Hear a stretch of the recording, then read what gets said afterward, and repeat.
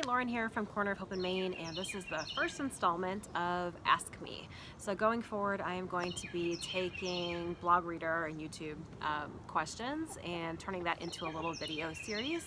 So today's question comes from many women, but most recently from a blog reader named Carolyn. And she asks, when do you know when it's time to wear a topper? And then she actually has a follow-up question. When do you know, once you start wearing a topper, when it's time to wear a wig? So I'm going to answer that in two parts. Right now I'm going to talk about the topper. I'm going to do a second video about the wig, just to keep things separate. So if you have a question, feel free to hop on over to my blog, shoot me an email, or leave a comment below, and I will get to those questions at some point in this Ask Me series.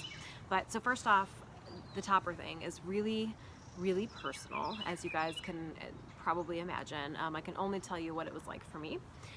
So I was concealing for several years before I decided to move into wearing toppers. I feel like it has started to rain and there's a drop on my glasses. I don't know if you guys can see it. I'm gonna ignore it. Anyways, so I was concealing for a long time, and technically even now I probably could get away with concealing. I was using a spray-on concealer and also loving my Boost and Blend hair fibers. I'll link to both of those below, or to the posts that I did on those. I can probably still do that to this day. My problem was twofold. And maybe this is what you are experiencing as well that led you to that question, Carolyn. But so one, it was taking me longer and longer to get the concealers to look right, because as my hair loss progressed, obviously it took more time, more skill to get that spray and those fibers exactly where I wanted them. And hindsight is always 20/20. So looking back, now that I wear hair, I realize how much time I was spending on concealing my own bio hair. And wearing hair now is such a time saver. I didn't realize it at the time, but I remember feeling kind of frustrated that I was putting all this work into my hair, blow drying it, putting the volumizing products on, concealing it. You know, it was just taking way too long for what the finished result was. So that's one of the reasons why I really wanted to segue into wearing a topper. The second reason, and this was a big one for me, so my hair, it probably would have benefited from a cut, but I like to wear my hair a little bit longer, still do. But it was very limp, very fine, very straggly. So while I could get the top to look pretty good with concealers, I couldn't wear my hair down. I can try to put some curl or some wave into it, but it didn't really hold that too well. So the second that all of that volume that I artificially added in the mornings, as soon as that fell, and I lived in South Florida at the time, so the second I walked outside to my car in the humidity, it did fall.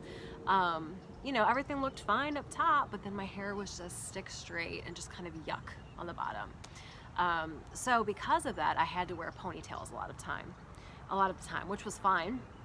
So again, I had everything nice and concealed, everything looked good up here, but my ponytail literally was tiny. It was, I refer to it as like a toddler's pigtail. That's how little hair I had. So my ponytail was just so wimpy and silly.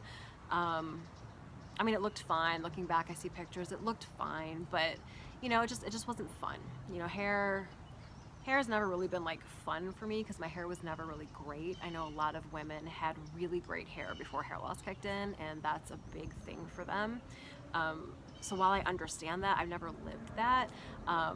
But you know, just dealing with the concealing every day and then still having a lackluster result, especially when you compared it to my ends, I thought that there has to be a better way. So that's really when I started to look into toppers, and I'm really glad that I did, because now I'm saving time, I'm saving money. Before, I was getting my hair cut and highlighted regularly for, again, results that weren't super, you know, but now I just get a piece or two a year and everything seems to last about that long. So there is a little bit of cost savings there as well.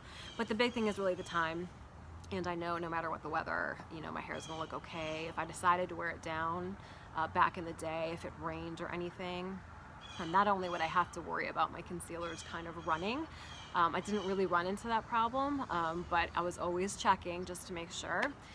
But the bottom, the hair in your bottom, would fall and it would frizz and it would be limp, and you know, it just wasn't an overall good look.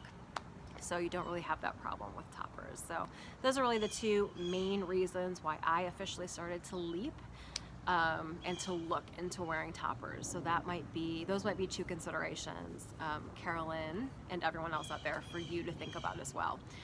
Like I said, it's very personal. Some people have other reasons. I'm sure there are big ones out there that I didn't mention that occurred to some others, but maybe not to me.